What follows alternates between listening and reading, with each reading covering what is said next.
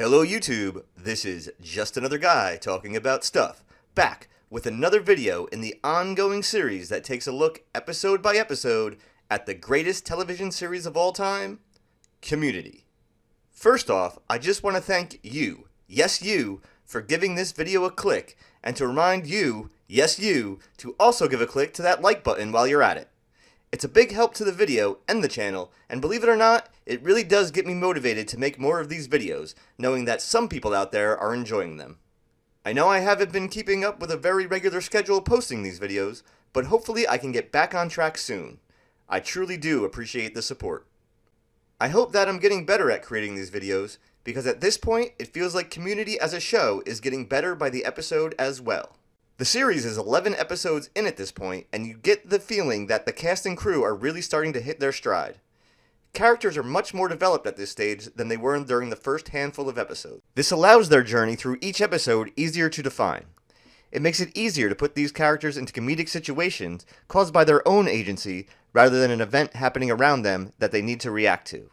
Instead of another character, like Chang or the Dean, forcing a situation upon them, their own actions are what drives the story. So let's get ready to catch some knowledge and check out the 11th episode of Season 1, The Politics of Human Sexuality. The Politics of Human Sexuality debuted on December 3rd at 8 p.m. to 5.42 million television viewers, a slight uptick in viewership after the week off for Thanksgiving. The episode begins with Annie and the Dean handing out flyers for Greendale's Sexually Transmitted Disease Fair. Troy crumples up said flyer and attempts to shoot the wad of paper into a nearby garbage can, but is unsuccessful. Abed follows by casually sinking his shot, causing Troy to feel like he was shown up by his nerdy new friend and challenges him to a real basketball game. Jeff and Britta pass by, and Jeff dismisses their cause. That is until the Dean's new attractive assistant, Sabrina, shows up, which causes Jeff to have a miraculous change of heart. In the study room, Pierce brags about his new girlfriend to Jeff and asks if he would like to join them on a double date. Naturally, Jeff is not interested. Troy and Abed enter the room, with Abed telling them about the fun they had playing basketball. Troy takes this as gloating, as he lost, claiming that Abed is impossible to guard because of his gentle and mysterious eyes. As the rest of the study group arrive, Pierce again boasts about his new girlfriend, and the group are happy for him until they find out she's an escort. Pierce explains that while she works as an escort, he isn't paying for the date, and they will be going to the STD fair together. It's actually a pretty positive portrayal of sex work, especially for Pierce, and also especially for 2009. Pierce again invites Jeff to join them, slightly taunting him about his ability to get a date on such short notice. This draws a nice parallel between Jeff and Troy's respective stories. Both are starting to lose what they consider to be their identity as they become more involved with the group. Jeff realizing that he may not be the ladies' man he once was when he was a successful lawyer, and Troy having to face someone that may be a better athlete despite his athletic accomplishments in high school.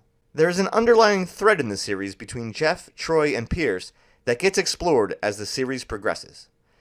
Jeff being in the middle of the other two age-wise gives an interesting dynamic in that you see him begin to worry that Greendale will turn him into Pierce, while at the same time Troy looks up to Jeff as an example of what he thinks a man should aspire to be.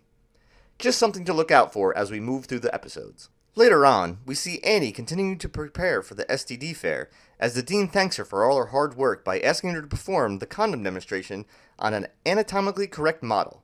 She tries to tell him that she might not be the best person for the job, but he says she'll do fine and walks off. Britta spots Jeff making phone calls, trying and failing to procure a date for the night. It doesn't help his cause that he doesn't know the actual names of the women he is calling. Instead of entering their names in his phone contact list, he used vague descriptions to remember them by. He admits to Britta that he is going through a bit of a dry spell as she chastises him for his shallow and immature behavior, and finds out that her number is listed under Hot Blonde Spanish Class. She leaves to go study with Shirley, but they are interrupted by Annie, who tells them about the demonstration and that she's actually never seen a penis, despite having sex with her high school boyfriend that turned out to be gay. In real life, Alice and Bree did have an experience that have some similarities while in college about having sex with her gay friend. You can look up the story online if you're interested, but to be honest, it's not as exciting of a story as it sounds. The three conspire to break into the Dean's office, giving Annie a preview of the model so she won't be as nervous giving the demonstration. At the fair, a dateless Jeff is confronted by Pierce about his situation. When Pierce comes off a bit condescending, Jeff asks Sabrina to be his date using some basic information about her likes and dislikes he got from the Dean in a shallow attempt to win over the young co-ed. This of course works, and while trying to rub it in Pierce's face, he ends up agreeing to the double date after all. Pierce introduces his date, Doreen, who you might recognize as Amelia Earhart from that one episode of Star Trek Voyager. That really doesn't play into the story at all. I just thought it was a neat reference. Abed continues to beat Troy in different contests. This causes Troy to challenge him to an arm wrestling match, which Abed is able to win after channeling Lincoln Hawk from the Sylvester Stallone movie Over the Top. Instead of filming Abed's triumph in slow motion, Danny Pudi and Donald Glover instead acted the shot to give the impression they were in slow motion. A neat little detail that adds to the characters of Troy and Abed. The girls are caught in the dean's office by security guard Kakowski, not yet the policeman we would come to know, pulling a reverse Porky's. If you've never heard of the movie Porky's, just know that it had a famous scene involving a peephole. 80s teen sex comedies were a thing that we're probably better off forgetting about, but that's another story. Back at the fair, Doreen questions Jeff about his date, pointing out that Sabrina may be too immature for him at this point in his life, and telling him that he can do better. Jeff assures her that he isn't interested in a serious relationship, and Sabrina and him go off to his Lexus for, let's say, some privacy. Pierce returns, spilling Doreen's drink, and handing her an empty glass, asks if there's any lovemaking on the table before he buys dinner, prompting Doreen to end the date, but says they can continue on a professional level for a fee. As the dean is realizing that serving alcohol at an STD fair probably wasn't the best idea, Kakowski informs him of the break-in. The dean brings in the school's counselor due to the sensitive topic, who is apparently on call for situations like this. Greendale is a weird school. She implores the ladies to say the word penis in order to take away the power the word may have, but Annie refuses, stating she is comfortable being sexually repressed and claiming that maybe if more people were like her, there wouldn't be a need for an STD fair. Back in Jeff's Lexus, the couple are getting intimate, but when Sabrina calls Jeff professor, he realizes that maybe hooking up with random college girls isn't what he's looking for after all, and leaves. Troy and Abed are having another contest, this time a foot race, and Troy is finally able to win.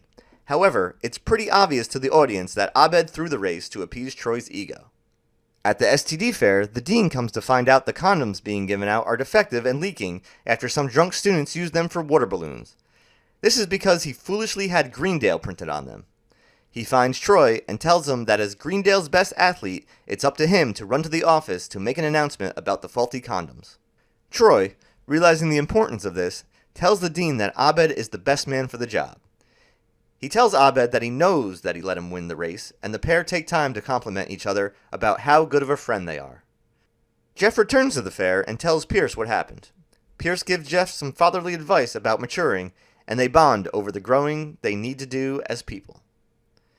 Pierce then asks to borrow some money so he can continue his date with Doreen. After Pierce leaves, Jeff goes into his phone, changing Hot Blonde Spanish class to Britta, and the episode ends with Abed warning the school over the PA system not to use condoms if you're going to have sex. While Abed may be the better athlete, perhaps he isn't the best at delivering messages. Community is really starting to take shape at this point in the series. In previous videos, I've discussed how it takes some time for writers and actors to solidify the characters when creating a television show. Some of the best shows out there had a much different look and feel when they started. One of the best things about Community is how the show uses character growth to make these characters who they are. Instead of Troy and Abed suddenly becoming the friends that we came to know and love, we get to see how they got there. The audience gets to connect with their friendship because we saw it develop on screen. We got to see Troy abandon his high school persona and become a better person because of his relationship with Abed. This was also one of the first episodes where the entire ensemble is included in the story. Nobody seemed to be entirely left out and made into background characters. Even the Dean and Chang are relatively prominent in this episode. Now you can make the argument that the girls of the group were pushed into a C-plot that didn't have much to do with the rest of the episode, but there is only so much you can do with 22 minutes of television. This episode had some wacky antics, solid humor, and even some touching moments crammed into those 22 minutes. We're coming up on the end of the first semester of Community. I hope you'll join me next time as I explore and examine the greatest television series of all time. Please don't forget to leave the video a like. Let me know what your thoughts are in the comments. Click that subscribe button so you know when I release new videos. Ring the little bell thingy so you really know when I release new videos. And please share this video with your friends. Thank you in advance.